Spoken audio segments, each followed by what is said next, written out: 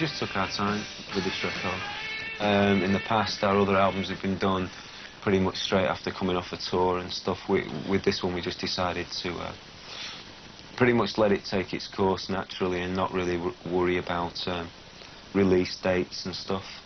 We weren't that concerned. I think, you know, it was basically time to give certainly Britain a bit of a rest. You know, it wasn't a case of like, let's get off the treadmill and do something for ourselves for a change.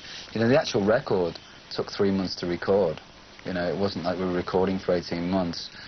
We desperately needed a break, though, because we've been working constantly for 5 years. We hadn't had a break at all, you know. So it wasn't like we were sitting on our backsides. We were, you know, we were working.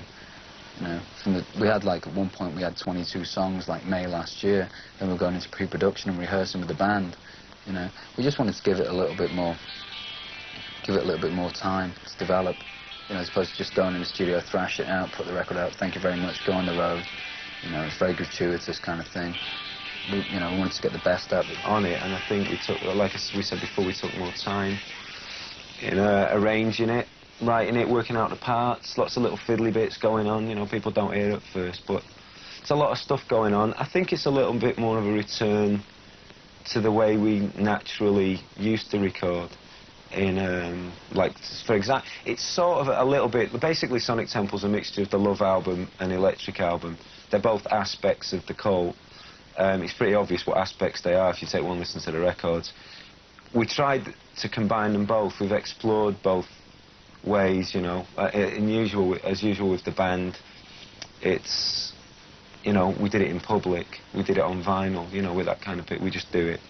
We do things. We're not a very calculated band. We don't disappear for too long, you know. We don't go off and, you know, go up a mountain and work out the meaning of life. We just get on with it. So it's basically a reflection of two sides of the band. A lot better musicianship, I suppose. It's again, it's such an extreme. A lot of things went down in 1987. It was our first major world tour. So we went in there bright-eyed, bushy-tailed, never done a world tour before. We didn't even know we were going to do a world tour. We didn't know how to pace ourselves. There were incidents that occurred, arrests, you know, riots at some concerts, mainly centred around me, you know. Trashing of gear. The Australian experience, I mean, we did Australia at the end of the year before we came back to Britain, and that was quite well documented. They thought we were like the new Sex Pistols when we got there. We were just so drained and burnt, we didn't care what people thought about us. We were just like obnoxious people. We'd had enough, basically. You know, getting on stage was a hell of a job to do, you know. And also we were playing bars in Australia, and we're like really kind of very heavy environments. Everybody in there was drunk. They were very dingy lit places, damp places. We just come off the back of them. The last place we hit before we went to Australia was like Hawaii. Played the Sheraton Hotel National Ballroom in front of like 7,000 screaming kids. And then we got to Australia, and it was more like going to, you know, playing working men's clubs, pretty much where we basically started out from 6 years ago, so it was a major culture shock, you know. And also, inside of the group, we had a problem with the drummer in the sense that we felt we were carrying him. As we were growing, developing as you know, players, he was basically more interested in the lifestyle than developing his art, you know. And the sad thing is he's a beautiful guy, you know, and we were great friends, and, you know, there's still a friendship there, but we basically had to part company. You know, the most important thing of the Cult is the songs, and for those to survive, we have to have the right personnel, you know. And also we lost our management as well, mismanagement in America. That caused a lot of problems. You know, at one point we were touring, you know, working very, very hard, and the record wasn't even out in shops and stuff like that. So, you know, people were going, this is incredible, I want to buy it, and they couldn't buy it, you know. And that was a real... you know, we were in a building in front of like 5,000 people in Vancouver. The security guys were basically hired hands from the local university, with like the jocks, you know, sort of all the athletes and American football players, basically with little suits on, little yellow shirts on to signify the security guys, you know. And they basically overreacted to the situation. You know, our audience are very vociferous. They really express the fact they're having a good time. They don't just sit there and go, yes, you know, in between each song. And they overreacted, you know, and we were on form that evening as well, and we were cranking out the sounds. And at one point, Seen things like some young girl got a shirt ripped off, got her hair pulled by a security guy, another guy got punched in the face. This went on all night, and I was just getting really annoyed by it. And eventually, like, you know, maybe 200 or 300 kids got up on stage. The barriers came down, everything was crashed. I ended up getting knocked on the floor. I was lying on my back, people trampling over me. The band left the stage, things were getting smashed to smithereens. Security guys come running across the stage, grabbed all of this kid, started beating him around the head. I thought, you know, to hell with this. I ran over, tried to get them off this guy, pushed the security guy out of the way. He went flying off the stage. Next thing I knew, he was being pulled out by my guy. Next thing I know, I'm in the dressing room, 5 minutes later, off to jail. You know, 10 hours in jail. Victim of circumstance. I'm a victim of circumstance. That's it, you see. We also heard that around about that time that you were drinking a lot and partying a lot. I mean, what do you do on the road? It's like it's for anybody, it's very hard. It's an experience. It's very hard to explain to anyone. It's like trying to explain an orgasm. You know, it's trying to explain the taste of raspberry jam.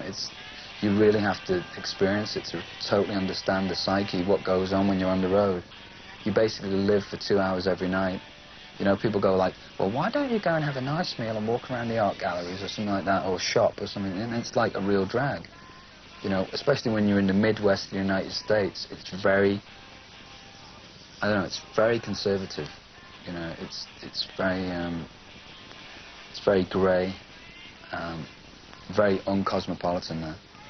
So you spend your time like walking around these massive shopping malls a lot of the time, just like this bland sort of, I don't know, these... Like the Arndale Centre in Manchester without a chip shop, you know, just like 20,000 times over. Sometimes you just can't handle it, you know, it's really that simple. You know, I mean, different people have different ways of dealing with it. Yourselves for that. I think the record is probably the central thing for us. Now that we've experienced it, we're veterans, you know, we know how to do things in moderation, you know. There's it demands so much physically to perform. You know, you've got to be in a certain physical condition to do that. So it's just like taking stock, you know, taking it easy. When you first start out in a group, it's like really exciting. When you get your first bit of success, and all of a sudden you're like invited to parties, you're invited to openings, you know, your face is constantly on the cover of magazines, stuff like that. It's really like, you know, it's like bang, wow. You get pretty excited by that, and you go out and you taste everything, you do everything, then you get a bit overfaced and you think, I feel a little bit sick now, you know. And then when you get over that stage, you calm down a little bit more, you know. Doesn't mean the performance is still as intense and the records are still as intense, it's just that you know how to get through some of the grey areas a little bit better. You know, you can see the warning lights going off and you just know, like, I think we'll stay off it this time. Created the fact that, you know, there's a blatant rock element to what we do. You know, that was one of the reasons for doing that record. We just wanted to consolidate that in the public eye. We said, look, none more of this, like, positive punk tags, thank you very much. This is what we're about, you know. So we've got a large crossover from, like, rock audience, like serious rockers, yeah. And then, you know, and also having chart success. You get a lot of girls come to the show, and then you get a lot of, like, alternative people coming to the show too. It's right across the board, but I think the main bulk of our audience is like rock fans, you know, people who go out and buy, you know, people who go and see like Guns N' Roses, people who go see Metallica, people who've got like Led Zeppelin records, you know. It's a younger generation. I think all the kids that were growing up during the 80s, you know, with basically pop music who didn't experience punk rock. You know, I was just picking up 16, 17-year-old kids who are into rock music, picking us up now. And we're the first thing in their lives, so that there's a whole new wave, a whole new generation coming through. And you can see the seeds that have been planted a little while ago are now sprouting, and there's just like so many things coming out. I mean, even in Britain, there's a return to guitar, basic music. It's even relevant in things like, what's that band, Texas? And they're playing like slide Rycuda style guitar. They're from Scotland, they're called Texas, it's kind of bizarre. But, you know, again, there's a certain rock influence in there, you know. You just rock with short hair as opposed to long hair. Yeah, it's just like, it just seems in Britain, like the more and more we get this kind of disco wallpaper music that's in the charts from what I'm told, it's like, there's always going to be another reaction to it, and it's just people just turning to more traditional elements musically. You know, there's nothing magical about slide guitar, it's been around an awfully long time. It's just that somebody's in the, you know, context now doing it. You know, 3-4 years ago, it seemed that every band wanted to be kind of a funk band. You know, now everybody's kind of got this, like, incessant 120 BPM, you know, disco beat thing, you know, whatever the song is, as long as it's got that underneath it. And that seems to be a trend. I mean, I'm just, you know, I've been away from the country for a year and a half.